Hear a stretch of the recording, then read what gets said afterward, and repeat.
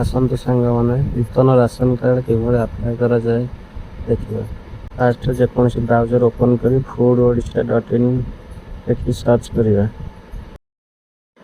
এইଭଳିଆ ଇଣ୍ଟରଫେସ୍ଟା ଖୋଲିଯିବ। ତାପରେ ପପଅପ୍ଟି କାଟିଦେବେ। ତାପରେ ଅନଲାଇନ୍ ସର୍ଭିସକୁ ଯାଇ ଟ୍ରାନ୍ସପାରେନ୍ସି ପୋର୍ଟାଲରେ କ୍ଲିକ୍ କରିବେ। ତାପରେ SFSର ତଳକୁ ଟିକେ ଆପ୍ଲାଏ ନ୍ୟୁ କାର୍ଡ଼ ଅଛି ସେଠାରେ କ୍ଲିକ୍ କରିବେ।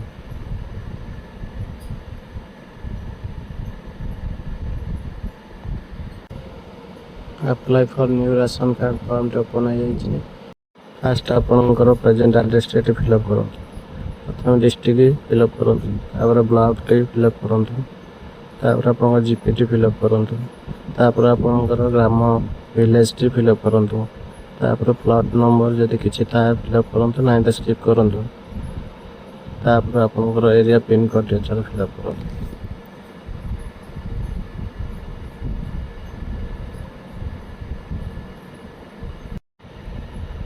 ତାପରେ ଆପଣ ବେନିଫିସିଆରୀ ଡିଟେଲ୍ସଟି ଫିଲ୍ଅପ୍ କରନ୍ତୁ। ଏଠାରେ ଯାହାର ରାସନ କାର୍ଡ଼ଟି ଆବେଦନ କରିବେ ତାହାର ଡିଟେଲ୍ସଟି ଏଠି ଫିଲ୍ଅପ୍ କରନ୍ତୁ। ଫାଷ୍ଟ ଫୁଲ୍ ନେମ୍‌ଟି ଫିଲ୍ଅପ୍ କରନ୍ତୁ।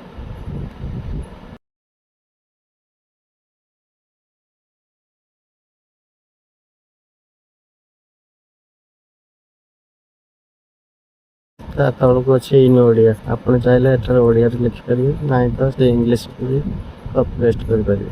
କିଛି ଅସୁବିଧା ହେବ ନାହିଁ। ମୁଁ ଏଠାରେ କପି ପେଷ୍ଟ କରିଦେଉଛି। ତାପରେ ଜେଣ୍ଡର ଫିଲ୍ଅପ୍ କରିବେ, ତାପରେ ଡେଟ୍ ଅଫ୍ ବାର୍ଥ ଫିଲ୍ଅପ୍ କରିବେ। ତାପରେ ରିଲେସନସିପ୍‌ରେ ହେଡ୍ ଚୁଜ୍ କରନ୍ତୁ, କାହିଁକି ନା ଇଏ ସିଙ୍ଗଲ ଲେଡି ଏକୁଟିଆ ଆପ୍ଲାଏ କରୁଛନ୍ତି। ତାପରେ ଭୋଟର କାର୍ଡ଼ ନମ୍ବର, ଇପିକ୍ ନମ୍ବର ଯଦି ଅଛି ଲେଖନ୍ତୁ, ନାହିଁ ତ ସ୍କିପ୍ କରନ୍ତୁ। ତାପରେ ଆଧାର ନମ୍ବରଟି ଲେଖନ୍ତୁ।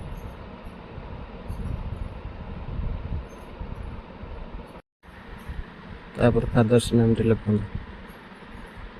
ସେଭଳି ଭାବରେ ଫାଦର୍ସ ନେମ୍‌ଟିକୁ କପି କରିକି ତା ତଳେ ପେଷ୍ଟ କରିଦିଅନ୍ତୁ।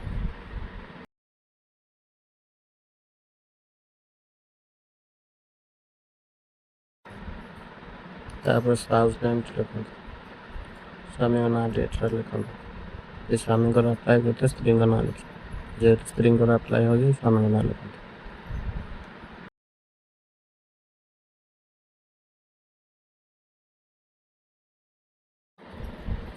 ତାପରେ ସ୍ପେଶାଲ କ୍ୟାଟାଗୋରୀ ଯଦି କିଛି ଥାଏ ତାହେଲେ ଏଠି ଦେବେ, ନାହିଁ ତ ସ୍କିପ୍ କରିବେ। ତାପରେ ଯଦି ଆଉ କାହାର ଆଡ଼୍ କରିବାର ଥିବ କରିବେ, ନାହିଁ ତ ଟିକ୍ ବକ୍ସ ଟିକ୍ କରିକି ତଳକୁ ଆସିବେ। ଅଦର ଇନଫର୍ମେସନରେ ଆପଣ ଏଫ୍ପିଏସ୍‌ର ନେମ୍ ବା ଡିଲରର ନେମ୍ ଏଠି ଲେଖନ୍ତୁ। ଅଟୋ ଇନକ୍ଲୁଜନ୍ କ୍ରାଇଟେରିଆ, ଆପଣ କେଉଁ କ୍ରାଇଟେରିଆ ଚାହୁଁଛନ୍ତି ସେଠାରେ ସିଲେକ୍ଟ କରନ୍ତୁ। ଯଦି ଆପଣ ହ୍ୟାଣ୍ଡିକ୍ୟାପ୍ଟ ଥିବେ କି ଓଲ୍ଡ ପର୍ସନ୍ ଥିବେ କି ଟ୍ରାନ୍ସଜେଣ୍ଡର ଥିବେ ଦେଇପାରିବେ, ନାହିଁ ତ ଡେଲି ୟୁଜ୍ ଉପରେ କ୍ଲିକ୍ କରନ୍ତୁ। ତାପରେ ମୋବାଇଲ ନମ୍ବରଟି ଲେଖି ଏଠାରେ ବ୍ୟାଙ୍କଟି ଚଏସ୍ କରନ୍ତୁ। ଅଟୋମେଟିକ୍ ବ୍ରାଞ୍ଚ କୋଡ଼୍ ଓ ବ୍ରାଞ୍ଚ ନେମ୍ ପଳେଇ ଆସିବ। ତାପରେ ଏଠାରେ ଆକାଉଣ୍ଟ ନମ୍ବରଟି ଲେଖନ୍ତୁ। ତାପରେ ଏଠାରେ ଆକାଉଣ୍ଟ ହୋଲ୍ଡର ନେମ୍‌ଟି ଚଏସ୍ କରନ୍ତୁ। ତାପରେ ଟିକ୍ ବକ୍ସ ଟିକ୍ କରି ସେଭ୍ ବଟନରେ କ୍ଲିକ୍ କରନ୍ତୁ। ତାପରେ କିଛି ସମୟ ୱେଟ୍ କରନ୍ତୁ।